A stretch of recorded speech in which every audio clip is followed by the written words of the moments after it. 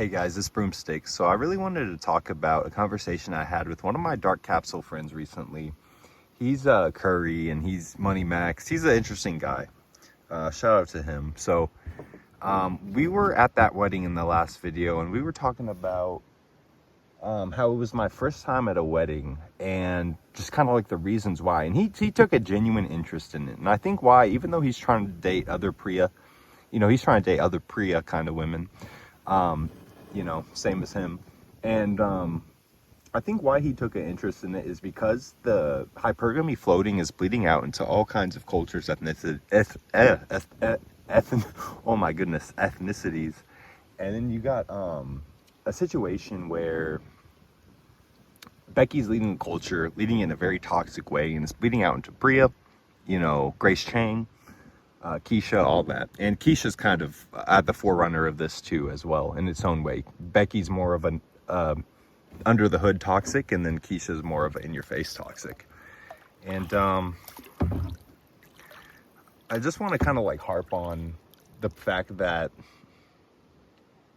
it was my first time at the wedding. He's just kind of wondering why, and we were talking about it. And I think it's particularly like a cream cheese issue going on with guys like this. You watch DBDR, hat flying, you kind of see this where it's like this situation where these guys are cream cheese. They're in small families, very insular nuclear families, no extended family members. I think part of it too is no one's having kids. A lot of these cream cheese people, let's be honest, their fertility years, they're just dying single, right? Or they're not dying single, but they're going into their their fertility years are dead, and they're still single, so it's over, And I think this has happened with a lot of cream cheese people up until this point, and I think this is kind of like, us Gen Z, Gen Alpha, whatever you want to call it, like this is the result of it, right? So there's something I've been noticing, and I don't know how you guys feel about that. I think there's other, the death of the church, that's one thing. But it makes sense why guys don't want to go to the church. It's been feminized and all that. So the rainbow flag has come to the church, all that kind of stuff. So I think that makes a lot of sense. I don't really blame guys for that, but I also think that it's just kind of like these foundations with which we built society are dying, and now we're kind of like living that epoch right now. It's been, one generation, two generation, and now we're like feeling the fallout of it. And it's not happened all at once. There's beautiful surroundings and all that, but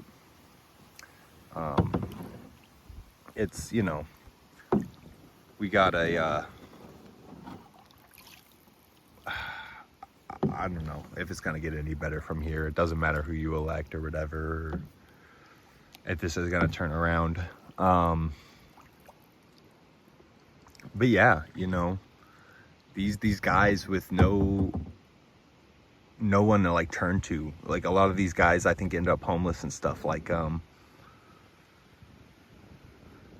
you see a lot of these cream cheese people on the street homeless. Maybe it is because they don't have any more family members to turn to, you know what I'm saying? So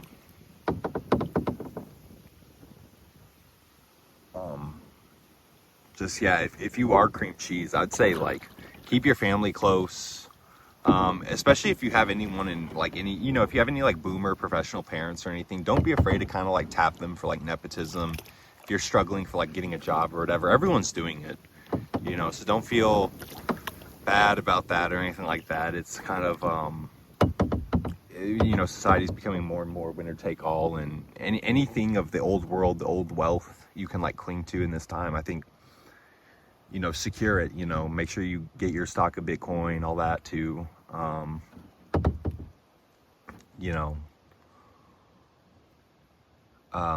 yeah, that's going to be an interesting thing. I don't know, I think my parents are going to pass me some kind of wealth in some way. I'm not necessarily expecting it, but, I think it'd be something subtle, like a stock portfolio or a property, maybe. I don't know, just something. I don't think it'll be everything. And I know I got my sister too, and she's older, so they might even just give everything to her. We'll see what happens. But But then you got to transfer it, you know. It's all going to be in boomer assets, bonds, stuff like that. A lot of your guys' 401ks out there is probably in bonds and stuff that's doing nothing. You guys got to take a look at that, your retirement funds, all that. Make sure, you know, see if you can put it in at least the S&P 500 or something for a little bit, you know. But, you know, Bitcoin, if you can move it into Bitcoin, that'd be great.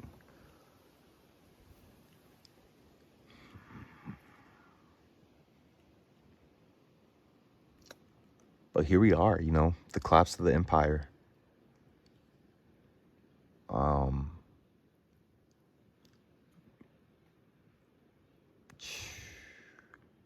China, Russia, Care Bear Land. It's like there's almost too many threats, you know, for this thing to just go on. External, internal. Let's be honest, right? I always said it gets foggy past 2035-ish. That's what I've always said. I think until then, you know, the S&P will run hot. You know, assets run hot. Risk assets, Bitcoin, all that will run hot. You know, I think if the SHTF moment happens, I think, you know, Bitcoin will get hit like everything else, but you might see a kind of like, when everything else is doled out, you see it kind of like rise from the ashes a little bit, and then it becomes a little bit of that deflationary asset. It's totally possible. Public ledger idea. All right, guys, I'm going to end it here. Broomstick out. Peace.